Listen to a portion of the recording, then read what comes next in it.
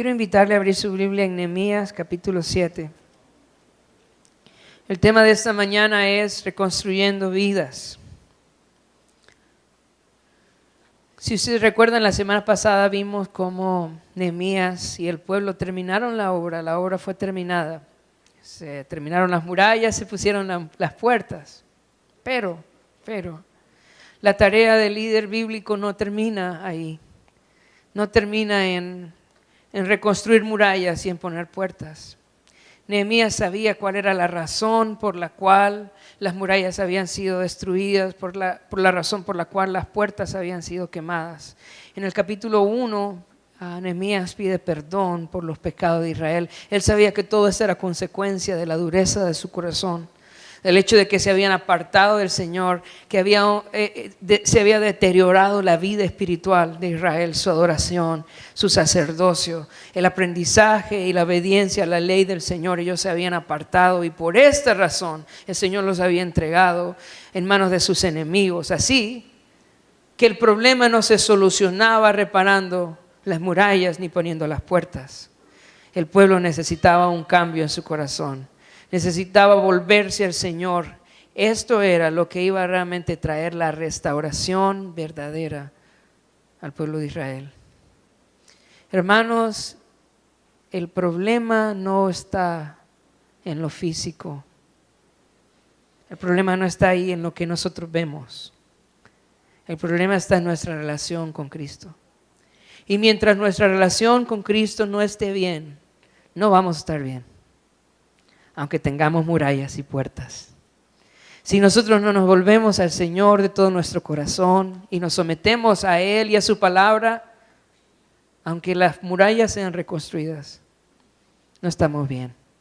Así que en Nehemías capítulo 7, 8, 9 y 10 empieza Él a trabajar en la vida espiritual del pueblo, ayudarles a poder volverse al Señor. Pensando en eso, vamos a entrar en Nehemías 7 y vamos a leer del versículo 1 al versículo 4. Nehemías 7 del versículo 1 al 4.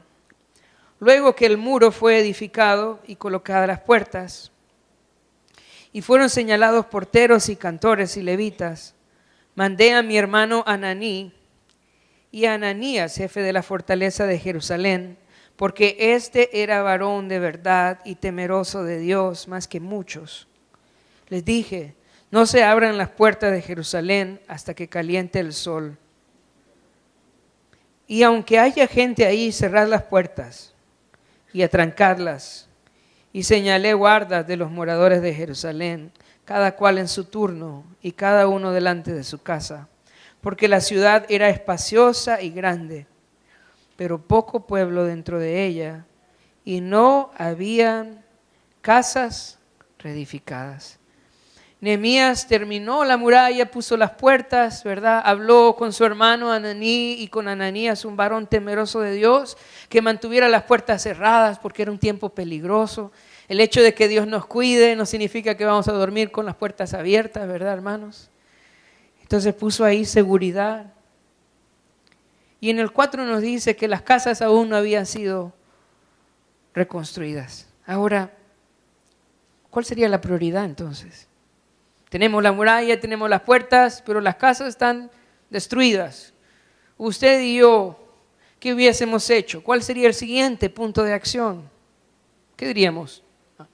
Reconstruir las casas, ¿verdad? Diríamos, bueno, entonces las casas, la gente necesita casas, reconstruyamos las casas. Pero Nehemías no comenzó por ahí. En el versículo 1 dice que Nehemías señaló a los porteros, señaló a los cantores y a los levitas. Comenzó por ahí. Ellos todos, incluyendo a los porteros, los cantores y levitas, todos son hijos de Leví y participaban en el ministerio, en el templo. Ellos eran dedicados a la obra de Dios. Lo que Nehemías quería hacer era poner nuevamente en actividad el templo, el ministerio de los sacerdotes, el ministerio de los levitas. Los porteros estaban en las puertas de la ciudad, estaban en las puertas del templo y en las puertas del palacio. Todos ellos eran hijos de Leví. Su ministerio era vigilar, cuidar, ver qué personas entraban al templo, a la ciudad, al palacio. Era un ministerio parecido al que nosotros tenemos hoy en las puertas.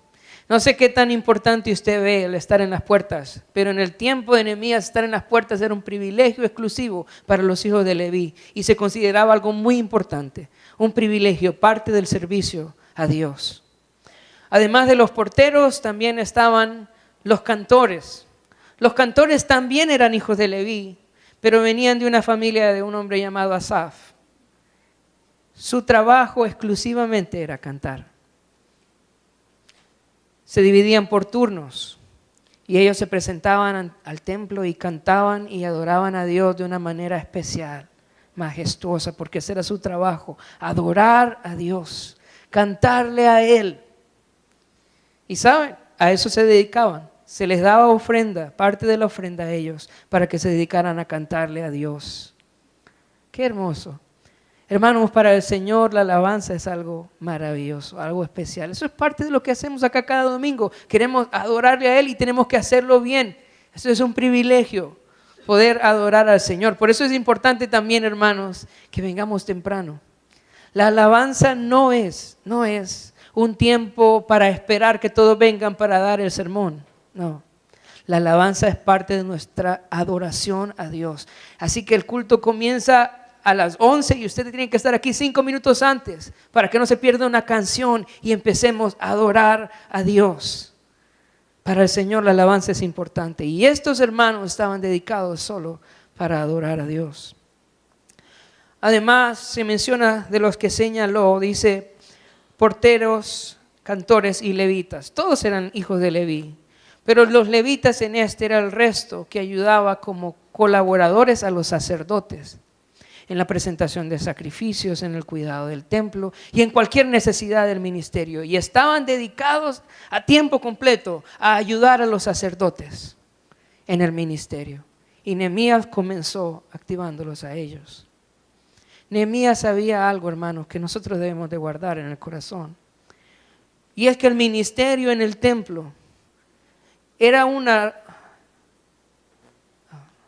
cuestión tan importante que él consideraba que el pueblo no podíamos reconstruir las casas sin que el templo estuviera funcionando, sin que los sacerdotes estuvieran trabajando, sin que los levitas estuvieran trabajando. Para Nehemías esto era algo clave para el cambio del corazón del pueblo. Que el templo, que los sacerdotes, que los levitas estén trabajando en el ministerio. Él sabía que era necesario que se hiciera y eso fue lo primero que hizo. Yo no sé, hermanos, si usted valora la importancia de la iglesia en su vida. ¿Qué tan importante es para usted estar aquí cada domingo? ¿Qué tan importante es para usted traer a su familia a la iglesia y participar en la iglesia cada domingo? Pero como al igual que en el templo, en el Antiguo Testamento el templo era una parte muy importante en la vida espiritual del pueblo de Israel, hoy en día la iglesia es de suma importancia en la vida espiritual de cada uno de nosotros. No piense que usted puede estar bien con Dios y apartado de la iglesia. No piense que usted puede crecer en el conocimiento de Dios y no tener un compromiso con la iglesia. Me gustaría que fuéramos al Salmo 133, que nosotros lo conocemos mucho. Salmo 133.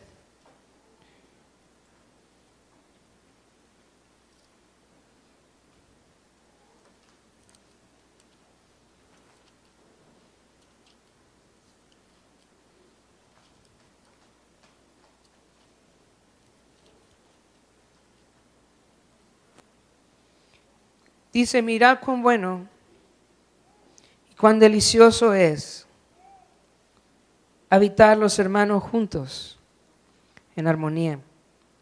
Es como el buen óleo sobre la cabeza, el cual desciende sobre la barba de Aarón y baja hasta el borde de sus vestiduras, como rocío de Hermón. Escucha esta parte, aquí quiero llegar.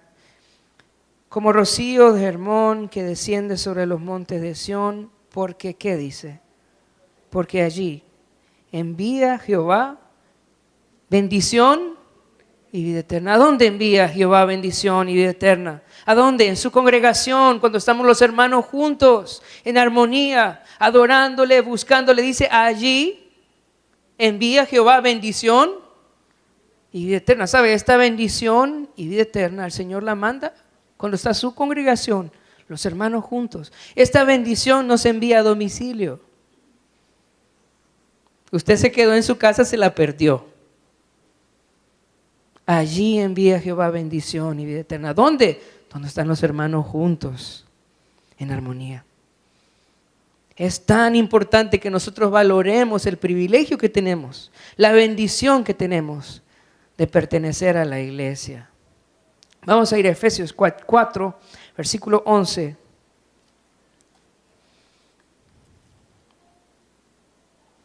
Efesios 4. Y vamos a leer el versículo 11. Dice, y él mismo constituyó a unos apóstoles, a otros profetas, a otros evangelistas, a otros pastores y maestros, a fin de perfeccionar a los santos para la obra del ministerio, para la edificación del cuerpo de Cristo. Jesús dice que él constituyó a unos apóstoles y los conocemos, ¿verdad? Sí. ¿Cuántos eran? 12. Y él también constituyó apóstoles y profetas, y también conocemos a los profetas. Ellos nos dieron la escritura. Dios los usó como un instrumento para traer su revelación, y yo le doy gracias a Dios por estos hombres, porque yo no tengo que inventar qué predicar cada domingo. Ya está. Gracias a Dios.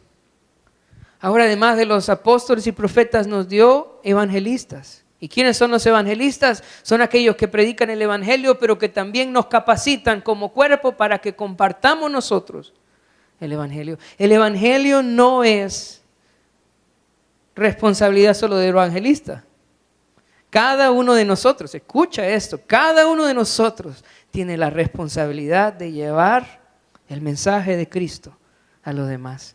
Pero el evangelista nos capacita para hacerlo. Además de los evangelistas tenemos pastores y maestros. Y esto, la forma gramatical de pastores y maestros sugieren que es la misma persona, que son pastores que enseñan, son pastores maestros. Hoy en día es muy común ver maestros que no pastorean.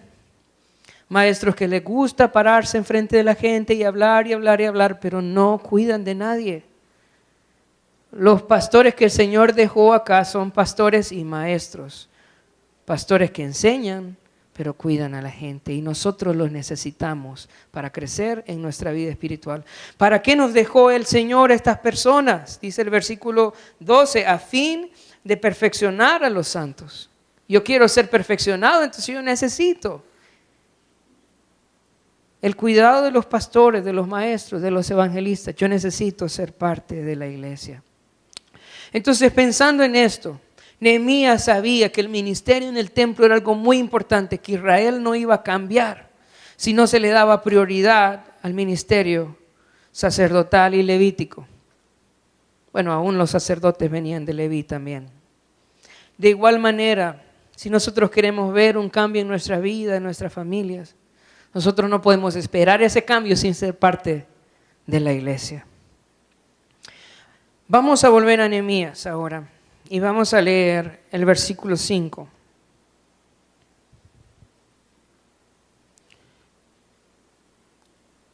Dice el versículo 5, entonces puso Dios en mi corazón que reuniese a los nobles y oficiales y al pueblo para que fuesen empadronados según sus genealogías. Y hallé el libro de las genealogías de los que habían subido antes y encontré en él escrito así. Y empieza a describir las genealogías. ¿Por qué el Señor puso esto en el corazón de Nehemías? Bueno, no voy a leer todos los nombres. Yo creo que todos están esperando que lea los nombres, pero no los voy a leer, ¿verdad? Pero les voy a explicar el propósito. ¿Por qué Dios puso eso en el corazón de Nehemías? Mira, El pueblo de Israel había sido escogido de entre todos los pueblos de la tierra y les había pedido el Señor que fueran un linaje apartado, que no se mezclaran. Así que ahora que iba a ser reconstruida Jerusalén, lo que el Señor quería es que los que habitaran ahí fueran realmente judíos, israelitas verdaderos. Y eso se iba a comprobar a través del empadronamiento. Cada quien iba a ver de qué familia venía, si realmente le correspondía la ciudadanía o no. Y por eso era tan importante eso. Había muchas personas que estaban ahí, que decían ser judíos, pero no eran. Ahora, a través del empadronamiento se iba a verificar si eran judíos o no. Porque los que debían de morar en la ciudad eran los verdaderos judíos. En la iglesia pasa algo muy parecido. Y es que hay muchos que se denominan cristianos. Muchos que dicen que son parte del pueblo de Dios, pero no lo son. Y no tenemos un libro que describa las genealogías para ver quién es o quién no es. Pero tenemos la palabra de Dios que nos ayuda a verificar, a examinarnos si realmente nosotros somos parte del pueblo de Dios. Y en esa mañana yo quiero recordarte algo. Si aún no has nacido de nuevo, si aún no eres parte de la familia de Dios, no vas a entrar a la Nueva Jerusalén. Te vas a quedar afuera. Y por eso es tan importante que nosotros nos examinemos a la luz de la palabra. Si realmente nosotros hemos nacido de nuevo y somos parte del pueblo escogido de Dios. En Juan, capítulo 8, Jesús le habló a un grupo de judíos que habían creído en él. Juan capítulo 8.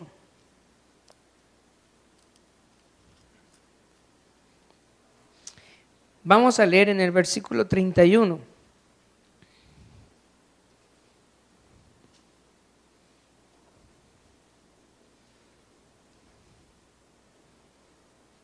Dice Juan 8:31, dijo entonces Jesús a los judíos que habían creído en él: si vosotros permanecéis en mi palabra, seréis, ¿qué dice?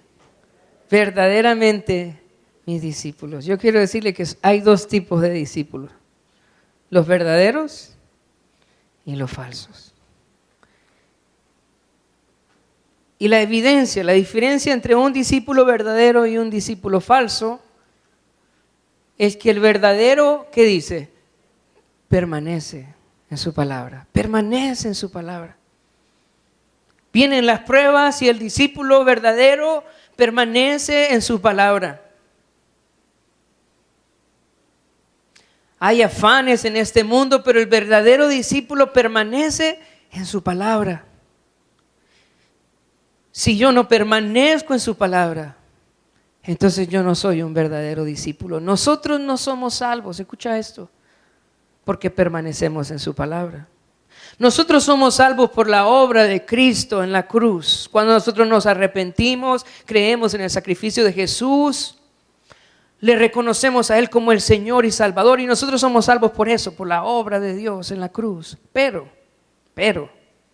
cuando yo soy salvo, permanezco en su palabra. Cuando yo he nacido de nuevo, entonces yo permanezco en su palabra. Esta es una evidencia de que yo he nacido de nuevo, que yo soy parte del pueblo de Dios. Algunos hemos sido mal enseñados y se nos ha dicho que no hay que cuestionar nuestra salvación, que eso es falta de fe, que si yo me pregunto si soy salvo o no, entonces voy a perder la salvación, porque eso es falta de fe. Pero eso es una mala enseñanza. La Biblia nos enseña más bien lo contrario. Yo necesito cuestionar mi fe. Vamos a ir a 2 de Corintios. 2 de Corintios capítulo 15, versículo 3.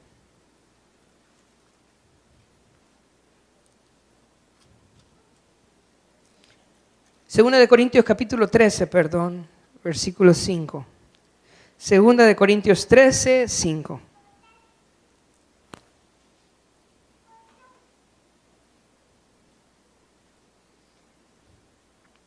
Dice, examinaos a vosotros mismos si estáis en la fe. Probaos a vosotros mismos, o no os conocéis a vosotros mismos, que Jesucristo está en vosotros, a menos que estéis reprobados. ¿Sabes? Es la última carta que le escribe a los Corintios, registrada aquí.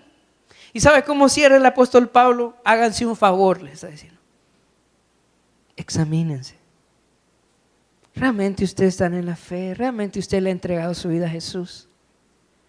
¿Realmente usted se ha arrepentido de sus pecados? ¿Es Jesús el Señor de su vida? Examínese. Porque la buena noticia es que todavía hay tiempo, todavía hay chance.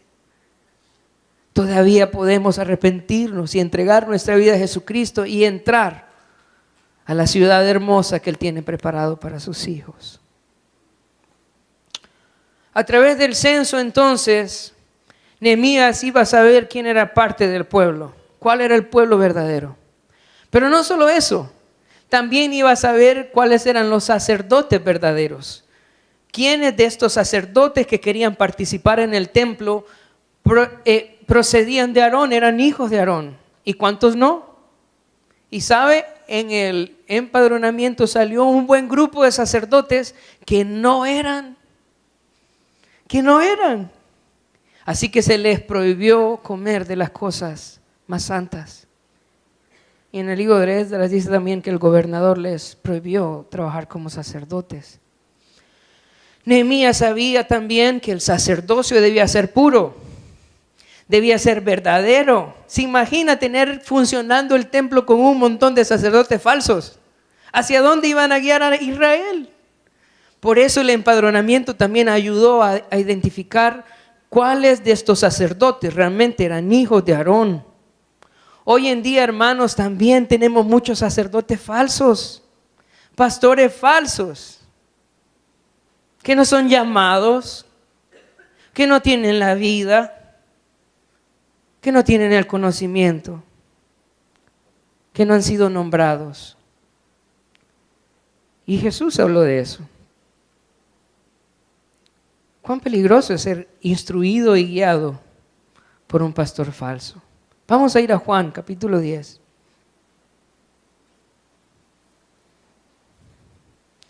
Juan, capítulo 10.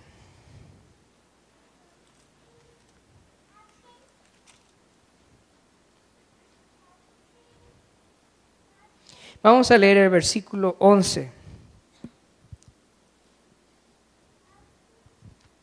al 13. Juan capítulo 10, versículo 11 al 13 dice: yo soy el buen pastor. ¿Quién es el buen pastor? Pues si no lo conocen hay que presentárselo, hermanos. Jesús es el buen pastor. ¿Quién es el buen pastor? Es Jesús el buen pastor. Miren, todos los demás somos más o menos, estamos haciendo la fuerza. Pero el buen pastor es Jesús, ¿verdad? Él es el buen pastor, Él es el centro. A Él seguimos, a Él lo buscamos, a Él adoramos, Él es el buen pastor. Ahora hace un contraste en el versículo 12, dice: mas el asalariado, y que no es el pastor, de quien no son propias las ovejas, ve venir al lobo y deja las ovejas y huye, y el lobo arrebata las ovejas y las dispersa.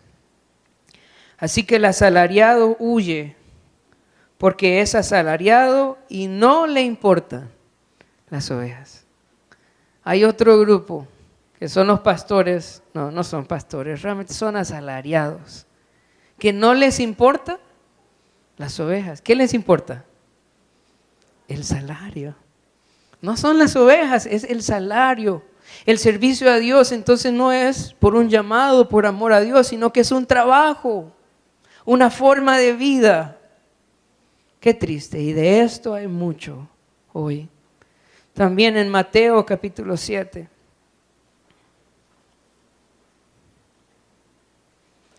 En el versículo 15, el Señor nos manda a que tengamos cuidado con estas personas. Dice Mateo 7, 21.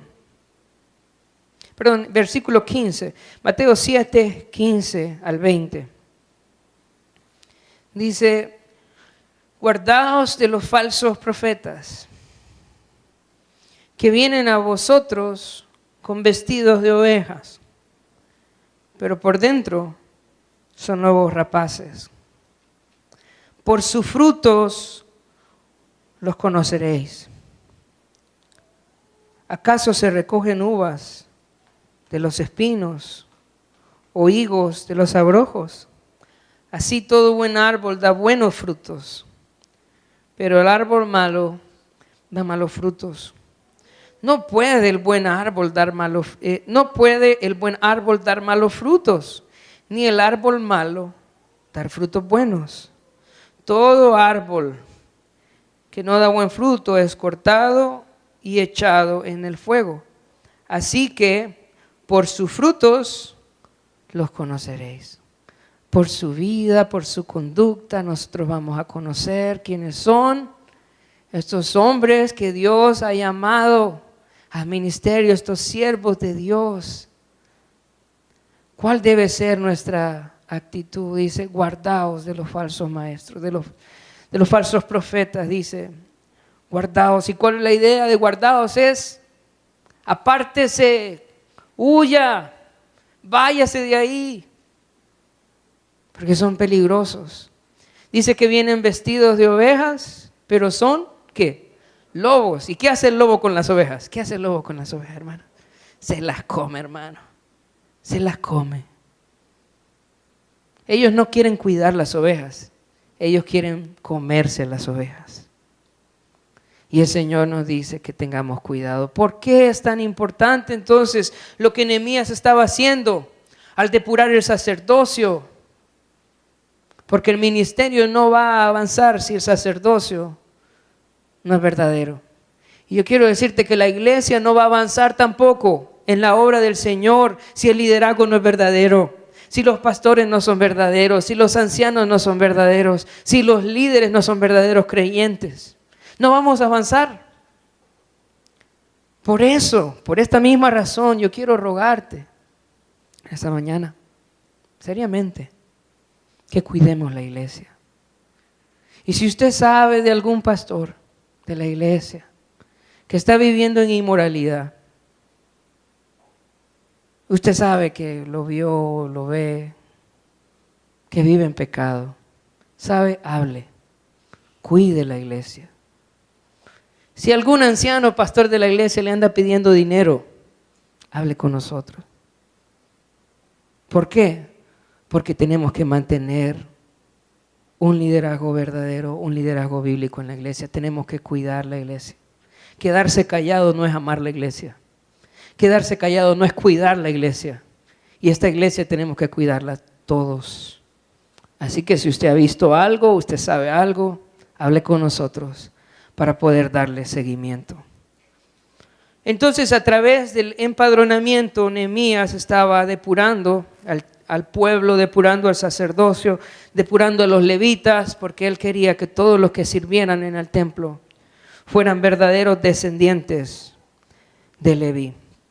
Ahora, ¿cuál cree usted que fue la reacción del pueblo al ver que Nehemías quería reactivar el ministerio de los levitas, el ministerio de los sacerdotes? ¿Cuál fue la respuesta de ellos ante el deseo de Nehemías de hacer las cosas bien, de que el templo funcionara, de que los sacrificios volvieran, de que la alabanza volviera? ¿Cómo respondió el pueblo? Vamos a ir nuevamente a Nehemías capítulo 7 y vamos a leer del versículo 70 al versículo 73.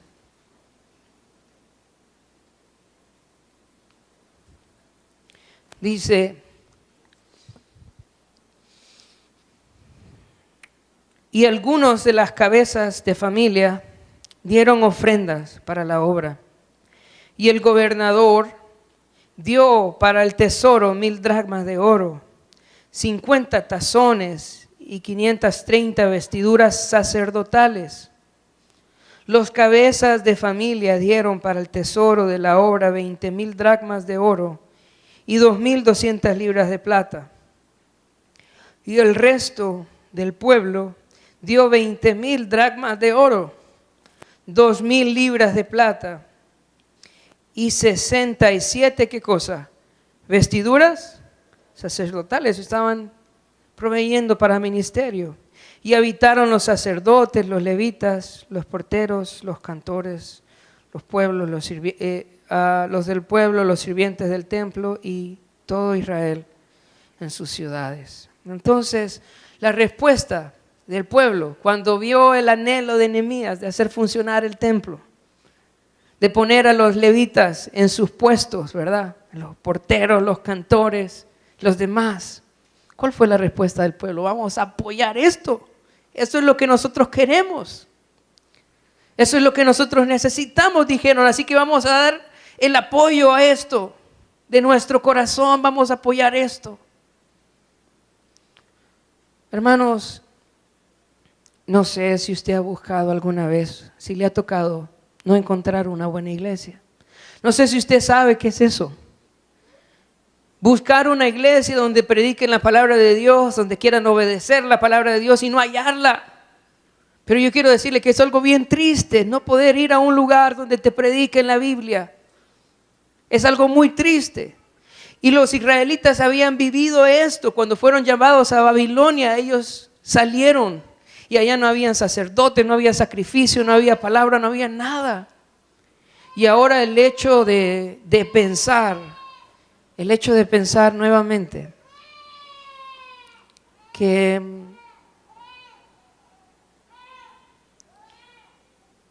esto iba a volver a pasar en Jerusalén, que ahora iban a empezar los sacrificios nuevamente, era de mucho gozo para ellos y ellos querían apoyar. Así que ofrendaron voluntariamente, generosamente y responsablemente para la obra del Señor.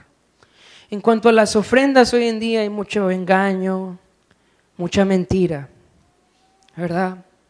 Hay muchas personas haciéndose ricas por las ofrendas. Pero la verdad es que la Biblia nos enseña principios acerca de la ofrenda. Y en esta mañana yo quiero que veamos estos principios. ¿Cómo debe ser la ofrenda al Señor?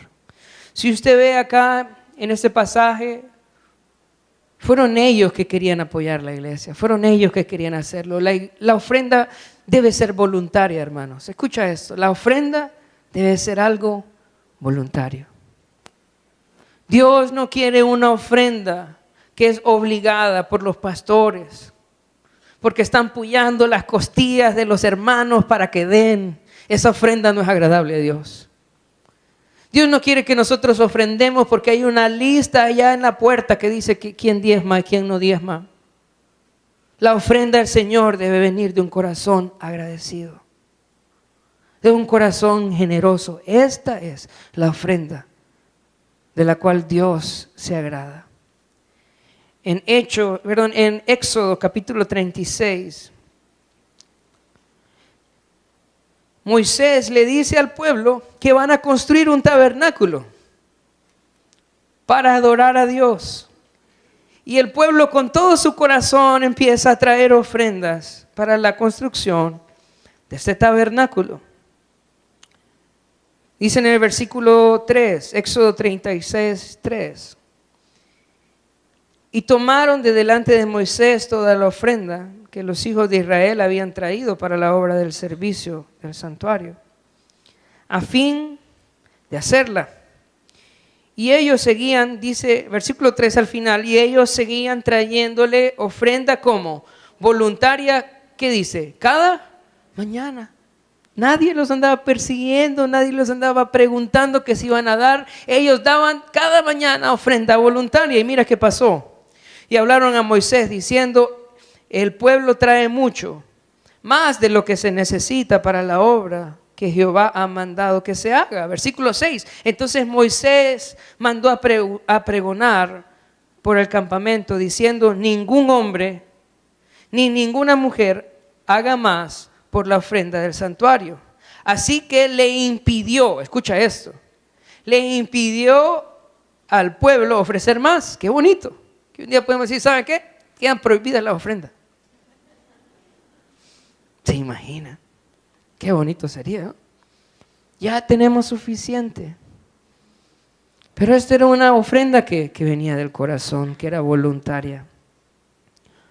Por otro lado, la ofrenda al Señor, escucha esto, la ofrenda al Señor también debe ser generosa. Y antes de que se te vengan todos estos malos pensamientos a tu mente, yo quiero explicarte por qué. Vamos a ir a Malaquías,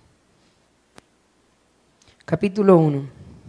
Malaquías, capítulo 1, versículo 13 y versículo 14. Habéis además dicho: oh, qué fastidio es esto, y me menospreciáis, dice Jehová de los ejércitos, y trajisteis lo hurtado, o cojo, o enfermo, y presentasteis ofrenda. ¿Aceptaré yo de vuestra mano, dice Jehová? Maldito el que engaña, el que teniendo machos en su rebaño promete y sacrifica a Jehová lo dañado. Porque yo soy grande rey, dice Jehová de los ejércitos, y mi nombre es temible entre las naciones. ¿Ves lo que está diciendo acá? Maldito, dice, el que presenta al Señor lo que no sirve, el que teniendo le da al Señor lo que le sobra. ¿Por qué? Dice, porque yo soy gran rey. Entonces, ¿cómo debe ser nuestra ofrenda al Señor? Debe ser una ofrenda generosa, algo que sea para gloria del gran rey a quien yo sirvo. Nosotros no damos ofrenda a Dios para que nos haga ricos, ¿sabe? Eso es mentira. Nosotros no damos ofrenda a Dios para que nos haga milagros. Eso es mentira. El Señor nunca le pidió nada a nadie para hacer milagros. Él los hacía porque le gusta hacerlos. ¿Sabe por qué nosotros damos ofrenda a Dios? Porque Él es gran rey. Porque todo lo que nosotros tenemos es por su gracia y su misericordia. Le damos porque estamos agradecidos con Él. Así que nuestra ofrenda a Él debe ser algo que viene de nuestro corazón y debe ser algo especial porque Él es gran rey. El pueblo en el tiempo de Nehemías entendió que si los sacerdotes iban a dedicarse al ministerio, que si los porteros iban a dedicar entonces a su labor, los cantores iban a dedicar a su labor, entonces también había que sostenerlos. Y la ofrenda debe ser también dedicada para el sostenimiento de la obra de Dios y debe ser dada de manera responsable. Vamos a leer en Malaquías capítulo 3.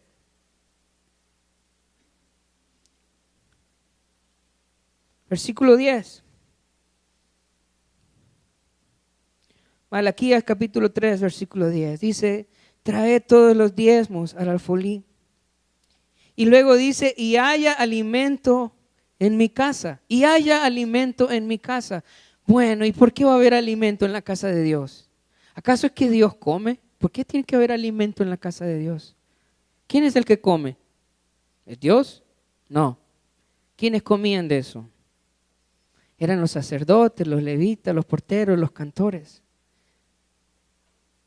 Entonces el Señor dice, tráiganlo, ¿para qué? Para que todos los que sirven en la obra de Dios no les falte nada para ministerio.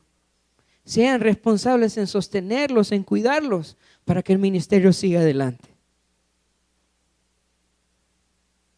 Para eso son las ofrendas. Las ofrendas, hermanos, no son para hacer ricos al pastor. No son para engordar al pastor.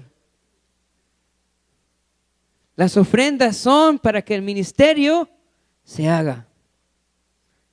Hace 2 años, y con esto termino, hace 2 años estuvimos con mi esposa y mis niños en una iglesia en Frisco, al norte de Dallas, se llama Stonebriar. Si va un día a Dallas, vaya a Stonebriar. Muy bonita iglesia, muy buena iglesia.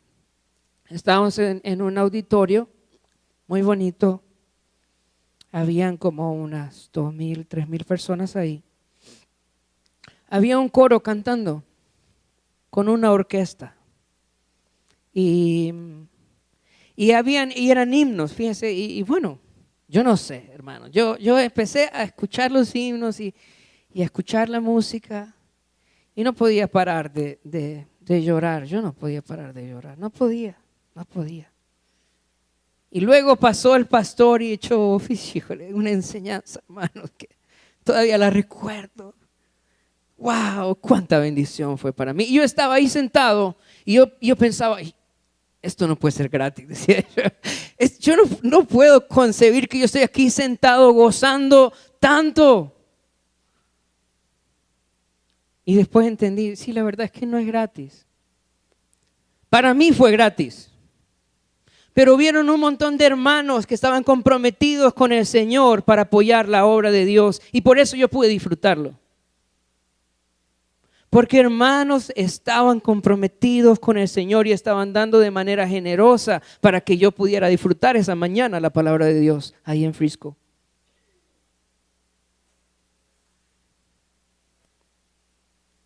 La pregunta es para nosotros hoy. ¿Queremos nosotros una iglesia que predique el evangelio acá, que cuide a nuestros niños, que cuide a nuestros jóvenes, que nos dé consejerías con los matrimonios, que lleve la palabra de Dios, que crezca, que abra otras iglesias? Queremos tener una iglesia ordenada, limpia, creciente. Necesitamos cuidar la pureza del sacerdocio, como lo hizo Nehemías. Y también necesitamos nosotros comprometernos con la obra de Dios, todos. Eso también es nuestro compromiso. Vamos a orar.